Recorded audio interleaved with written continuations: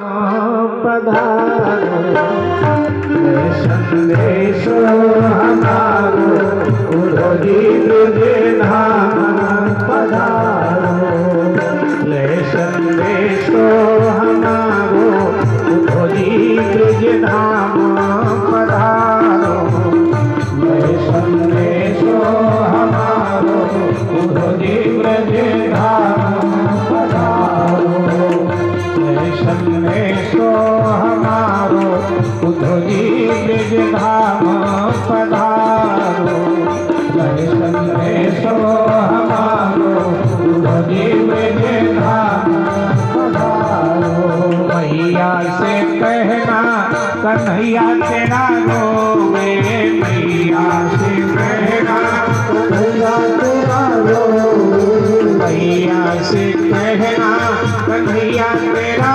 रोवे मैया से कहना कन्हैया तेरा रोवे आवे आदे तिहारो उधोजी ब्रज धाम पधारो आवे आदे तिहारो उधोजी ब्रज धाम पधारो संदेशो हमारो उधोजी ब्रज धाम पधारो संदेशो हमारो उधोजी ब्रज धाम पधारो दादा को मेरा प्रणाम कह देना दादा को मेरा प्रणाम कह देना दादा को मेरा प्रणाम कह देना बाबा को मेरा प्रणाम कह देना याद कियो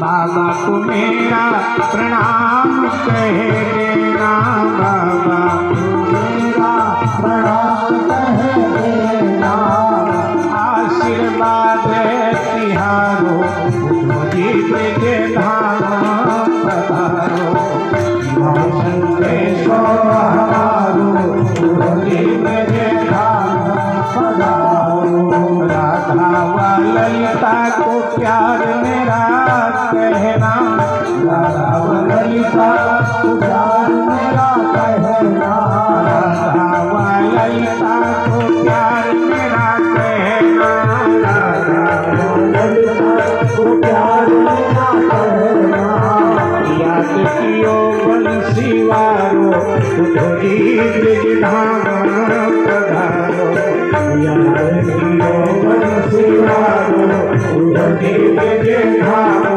पधारो संदेशो हमारो उधोजी ब्रज धाम पधारो संदेशो हमारो उधोजी ब्रज धाम पधारो वालों को मेरा दुलार कह देना वालों को मेरा दुलार कह देना वालों को मेरा दुलार कह देना वालों को मेरा दुलार कह देना आवे आदे तिहारो उधोजी ब्रज धाम पधारो आवे आदे तिहारो उधोजी ब्रज धाम पधारो संदेशो हमारो उधोजी ब्रज धाम पधारो संदेशो हमारो उधोजी ब्रज धाम पधारो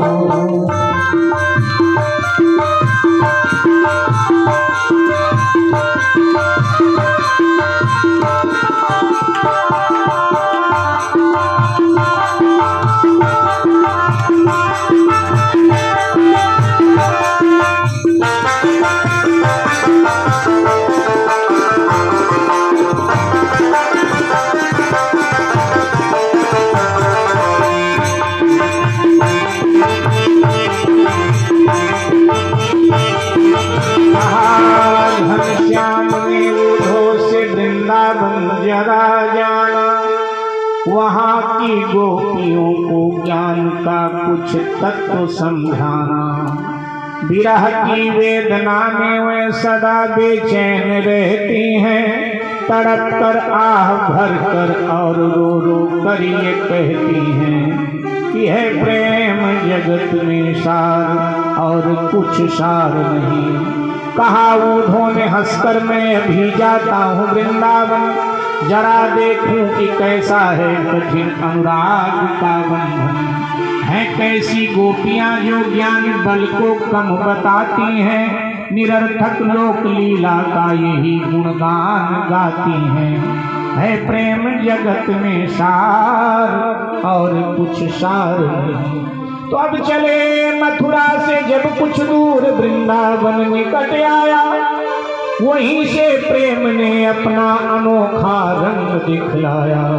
उलझ कर वस्त्र से कांटे लगे उद्धव को समझाने, तुम्हारे ज्ञान का पर्दा फाड़ देंगे प्रेम दीवाने। यहाँ कहाँ से आ गए उद्धव जी?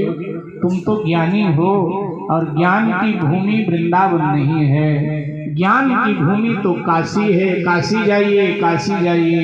ये तो पागलों की भूमि है। यहाँ तो कृष्ण नाम के पागल बसते हैं। ऊपर में यहाँ भांग पड़ी, जैसे कोई गांव में एक ही कुआं हो, उसी से पूरा गांव पानी पीता हो, और कोई शरारती व्यक्ति 10 किलो भांग लाकर डाल दे कुएं में, तो अब वो भांग वाला पानी जो पिएगा वही बम बम करेगा, क्योंकि भांग का नशा चढ़ जाएगा। तो ऐसे यहाँ तो सब कृष्ण नाम की भांग पी रखी है सबने, कुपही में यहाँ भांग पड़ी है। तो इसलिए आपको काशी जाना था। तो कहा कि चले मथुरा से जब कुछ दूर वृंदावन निकट आया, वहीं से प्रेम ने अपना अनोखा रंग दिखलाया। उलझ कर वस्त्र से कांटे लगे उद्धव को समझाने, तुम्हारे प्रेम का पर्दा फाड़ देंगे प्रेम दीवाने।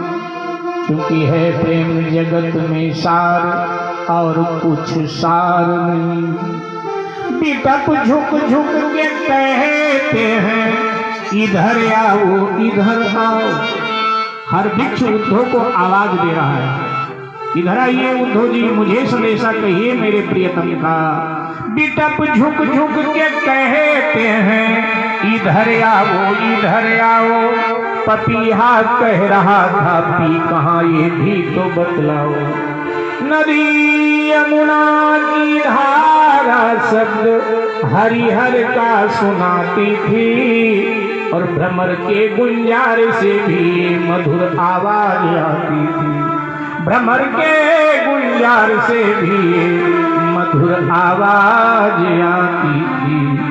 यह प्रेम जगत में सार और कुछ सार नहीं है। प्रेम जगत में सार और कुछ सार नहीं। मेरे भाई जैसे तैसे उद्धव जी अपने वस्त्रों को कांटों से छुड़ाते। उद्धव हैरान, ये कैसी भूमि, ये कटीले वृक्ष भी कृष्ण के विरह डूबे, ये भी प्रेम की भाषा बोल। उद्धव के हृदय से धीरे धीरे ज्ञान का अहंकार जाने लगा, और प्रेम की सृष्टि उद्धव के हृदय में होने लगी। मेरे भाई बहन आगे बढ़े, रास्ता भूल गए, खड़े। एक ब्रजवासी बूढ़े सज्जन जा रहे थे, प्रणाम किया और कहा, बाबा नंदराय जी के घर का पता बताओगे? ओहो, कहाँ से? मथुरा से। मथुरा से? कोई राज्य कर्मचारी लगे, उद्धव जी मंत्री के पद पे। बोले हाँ, मैं महाराज उग्रसेन का प्रधानमंत्री। अच्छा अच्छा, नंदराज जी कहाँ जाना? हाँ, रास्ता पूछने की जरूरत नहीं। ये जो पानी की धारा बहती हुई आ रही है, किनारे किनारे चले जाओ, नंद यशोदा ले जाएगी। मतलब मैं नहीं समझा। बूढ़ा ब्रजवासी रो पड़ा। उसने कहा कृष्ण के जाने के बाद हमारे बाबा नंद और यशोदा माँ इतना रोई कि उनके आंखों से जो आंसू गिरे भैया वो धारा बनकर यमुना में मिल गए और यमुना जल को खारा कर दिया। यमुना जल क्या पूरे ब्रज का ही पानी खारा हो गया। नहीं तो पहले पानी हमारे यहाँ का मीठा था, लेकिन बिरही आंसुओं ने पानी को खारा कर दिया। ये कहकर सिसकता हुआ बूढ़ा ब्रजवासी आगे चला गया। उद्धव जी हैरान, रथ आगे बढ़ा, नंद राय जी के द्वार पर पहुंचा। दोनों भीतर बैठे थे। आहट हुई, दोनों झांक रहे हैं बूढ़ी आंखों से, समझ में नहीं आता। नंदराज जी का यशोदा लगता है कन्हैया आया है, क्योंकि वही वस्त्र हैं, वही मुकुट। अच्छा, रथ भी वही था, घोड़े भी वही थे जो कभी भगवान को लेने गए थे अक्रूर जिस रथ, वही रथ है, वही लगता है। लाला लाला, हाँ मैंने तो कहा था ना, मैं अपना सपना बता तो रही थी आपको कि अभी कल ही रात में तो मैंने पिछले पहर में सपना देखा, मेरा लाला आया। दौड़ो दौड़ो, दोनों दौड़े। नंद राय जी ने उद्धव को बाहों में भर लिया। बेटा आ गया था। उद्धव जी ने कहा बाबा आपने पहचाना नहीं मुझे, मैं आपका बेटा नहीं हूं, मैं उद्धव। उद्धव समझा नहीं, आपके पुत्र का मित्र हूँ। बाबा ने फिर बाहों में भर लिया। महबूब की हर चीज महबूब जैसे लगती है, मेरे पुत्र का मित्र। आओ भेंट करके भीतर ले गए, बिठाया। अतिथि स्वागत जैसे होना चाहिए वैसे किया, और अब दोनों बैठ गए। यशोदा जी, नंद राय जी और कहने लगे हमारा लाला कैसे? कन्हैया ठीक है। बाबा नंद माँ यशोदा कहते हैं कभी उसे हमारी भी याद आती है। उद्धव जी ने कहा कभी नहीं, हमेशा आपकी याद में खोए रहते, पलकें आंसुओं से गीली रहते हैं कन्हैया। नंदराय जी ने देखा यशोदा की ओर। यशोदे, मैं तुझे कहता था ना, हम लोग उसकी याद में यहाँ रोते हैं, वो कैसे वहां चैन से रह पाएगा? तभी तो हम कहते थे कि रोना धोना बंद करना चाहिए। लाला को भी हमारी याद आती होगी, मैं तो कहता था कि वो भी रोता होगा। यशोदा जी कहती हैं उद्धव भैया, यहाँ जब मैं जगाती थी तब वो जागता था, और जब मैं सुलाती थी तब सोता था। वहां कौन जगाता सुलाता? सुबह उठे तो बासी रोटी खा लेता था, तभी बाहर निकलता था। उसको बासी रोटी कौन देता? और तब उद्धव जी ने कहा मां, आपका लाला छोटा नहीं, आपका लाला बड़ा हो गया। आपका लाला बड़ा हो गया। जब गया था तो 11 वर्ष का था, वो 25 वर्ष का हो रहा। अब जगाना नहीं पड़ता। अब पता नहीं उसको नींद आती भी है कि नहीं आती। अब बड़ी जिम्मेदारियां हैं उसके सर पे। उस समय से दरबार में पहुंचते। रही बात में बासी रोटी की, खाने को तो 56 भोग मौजूद हैं, लेकिन आपकी बासी रोटी उसे रुलाती जरूर है, क्योंकि कोई विशेष स्वाद आपके बासी रोटी में रहा होगा। जब 56 भोग रखा जाता है तो आपके बासी रोटी का वो स्वाद टटोलता है, और जब स्वाद मिलता नहीं तो भूखे पेट उठ जाता है आपका लाला, और कहता है कि मैया की बासी रोटी वाला स्वाद नहीं मिलता। आपकी याद में बहुत रोता है।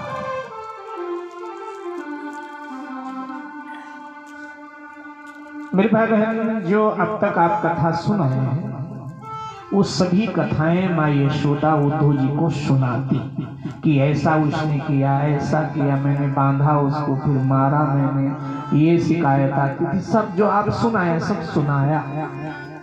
और फिर वो जगह दिखाती है ले जाके, भैया यहाँ उसने ऐसा किया था, यहाँ ये किया था, वहाँ ये किया था, सारी जगह यशोदा जी दिखाती है। नंदराय जी यशोदा जी कहते हैं आने को तो हम मथुरा आ सकते, लेकिन हम आते इसलिए नहीं कि हमारे आने से कहीं कन्हैया के सानों शौकत पर उंगली न उठ जाए कि वही नंद यशोदा है, वही ग्वाल ग्वालिनी है जिनके घर में कृष्ण पाला था। कहीं मेरे कन्हैया को लोग ग्वाला कहना न चालू। हम रो के रह सकते हैं, लेकिन कहीं हमारी वजह से उसका अपमान हो, ये ठीक भैया मेरा संदेशा कहना। नंदराय जी कहते मेरा संदेशा कहना, वो बुलाएगा तो आएगा। एक बार वो बुला ले और हम द्वारपाल का वेश बना के आएंगे, द्वार पर खड़े रहेंगे, और जब राजसी ठाठ बाट में मेरा कृष्ण राजसभा में प्रवेश करेगा, मेरी बूढ़ी आंखें धन्य धन्य हो जाएंगी कि जिस बालक का हमने पालन पोषण किया था आज वो इतना बड़ा राजा है। मेरी आंखें धन्य हो जाएंगी। कहीं मैं बताऊंगा नहीं किसी को, मैं इसका पालक पिता हूं, पालन करने वाला मैं इसका पिता हूं, कोई चिंता नहीं करूंगा। यशोदा जी कहती है मेरी भी बात कहना, एक बार बुलावे तो मैं भी आ जाऊं, मैं देवकी बहन की दासी बन जाऊं, किसी को क्या पता। और इस बहाने एक बार मृत्यु से पहले मैं कृष्ण का दीदार पाता। दासी उद्धव रो पड़ा, उसने कहा मां ऐसी भाषा आप न बोले, नंदराय जी ऐसी भाषा, जिनकी गोद में कृष्ण खेला ऐसा। और जब उद्धव चलने को हुए तो यशोदा जी ने एक पात्र में माखन तैयार करके भर के बंद करके दिया और कहा उद्धव कन्हैया को देना और उसको कहना कि तुम्हारी गरीब मां ने तुम्हारे लिए प्रसाद भेजा। उद्धव ने चरण पकड़ लिए, मां आप गरीब नहीं हो, जिसके आंचल में कृष्ण खेला हो कोई गरीब नहीं हो सकता। मां ऐसी भाषा कैसे आप बोल सकते हो? मैं जरूर ये पहुंचाऊंगा, मैं जरूर पहुंचाऊंगा। और यहाँ से विदा लेते नंदी यशोदा विदा लेकर के और अब ग्वाल मंडलियों के बीच में आए। ग्वालों ने देखा कोई नगरीय व्यक्ति आया है, नगर का रहने वाला, क्योंकि वेशभूषा से पता चल जाता है ये नगर के नहीं, ये कोई नगर का आदमी आया है। रथ नजदीक हुआ, भैया ये रथ वही नहीं है जिसमें अपना कन्हैया गया, यहाँ रथ, लेकिन ये कपड़े तो कृष्ण का पहना हुआ है। कोई खास आए, कौन है भैया? मैं कृष्ण सखा हूँ, मेरा नाम उद्धव है। अच्छा अच्छा, हम लोग भी तो कृष्ण सखा हैं, मथुरा से आए हैं। ये पाती लाए हैं आपके लिए, ये पाती पढ़ो। आपके सखा कृष्ण ने आपके लिए लिखा है। ग्वाले रो पड़े, उद्धव भैया हम अनपढ़, हम पढ़े लिखे नहीं, अनपढ़, आप ही पढ़ो। और उद्धव पढ़ पढ़ के सुना रहे हैं और कृष्ण के बाल सखा सिसक रहे हैं। और अब कहा उद्धव भैया कहना कि आना है तो स्वयं आवे, ये पाती मत भेजा कर। हम तो भूलने का प्रयास कर रहे थे, लेकिन इस पाती ने तो जख्म फिर ताजा। आप कल्पना करें कि वो भुलाना चाहते हैं, भगवान को भूल नहीं पाते, और हम भगवान को याद करना चाहें, हमें भगवान याद ही नहीं आता है। वो कितने भाग्यशाली हैं इस मामले में, और हम कितने अभागे हैं इस मामले में कि हमें भगवान की तनिक भी याद नहीं आती, और वो तनिक भी भगवान को